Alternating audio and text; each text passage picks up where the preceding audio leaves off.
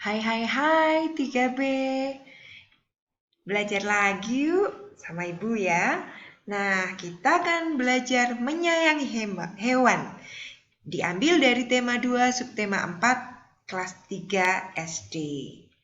Nah, tujuan pembelajaran kali ini adalah siswa dapat menggali informasi tentang cara-cara perawatan tumbuhan dan hewan melalui wawancara dan atau eksplorasi lingkungan, terkhusus dalam hal ini hewan. Lalu yang kedua, siswa dapat melakukan perawatan terhadap hewan peliharaan dengan baik. Nah, kita mulai saja ya.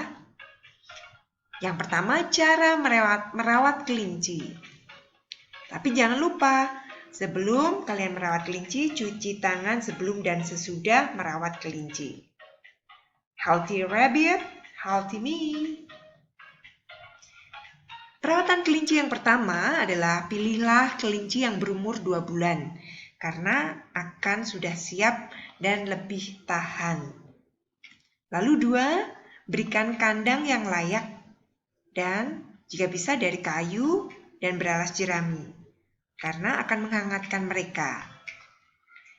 Lalu bersihkan kandang 2 hari sekali dan jaga tetap kering. 4, beri makanan cukup seperti wortel, kangkung, dan lain-lain makanan sayuran. Yang kelima, beri dan gantilah minum setiap hari agar sehat. Yang keenam, jangan lupa bersihkan atau mandikan kelinci dengan air hangat karena mereka tidak tahan dengan air dingin. Selanjutnya, cara merawat ayam. Oke, yang pertama memilih anak ayam yang sehat. Lalu berikan kandang beralas koran supaya gampang dibersihkan. Oh ya, jika masih kecil, lebih baik kalian taruh di dalam kardus supaya hangat. Nah, jangan lupa nomor 3, berikan lampu selama 3 minggu supaya anak ayam merasa hangat. Karena mereka rentan sekali dan mudah mati. 4, berilah makanan dari biji-bijian. Lalu berilah dan gantilah air minum setiap hari supaya bersih. Lalu yang keenam, taruh kandang di tempat yang aman dari hewan lain supaya mereka tidak terganggu dan tidak dimangsa. Nah, sekarang kita belajar tentang merawat kucing. Periksa kucing dengan teratur. Lalu sisir bulu kucing supaya tidak gembel dan supaya halus. Lalu 3, bersihkan gigi kucing. Beri alas tidur, beri makan dan minum teratur. Berilah tempat berpasir untuk buang kotorannya. Jika kalian melatihnya, maka hal itu tidak akan mustahil. Nah, selanjutnya cara merawat ikan. Yang pertama, beri akuarium yang bersih dengan 3/4 air di dalamnya. Jadi jangan sampai penuh karena ikan mudah meloncat dan keluar dari akuarium. Mati deh mereka. Dan selanjutnya, hindari akuarium terkena cahaya matahari secara langsung ya, supaya tidak mudah jamuran. Lalu pastikan air akuarium tidak berklorin atau pH tinggi. Nanti kalian bisa bertanya pada orang tua kalian, karena itu termasuk bahan kimia yang dapat membunuh mereka. Lalu keempat, berikan makanan secukupnya dengan rutin. Dan bersihkan akuarium secara rutin pula, supaya tidak dihinggapi jamur yang dapat mengganggu kesehatan ikan itu sendiri. Lalu berikan batu dan tumbuhan pada akuarium.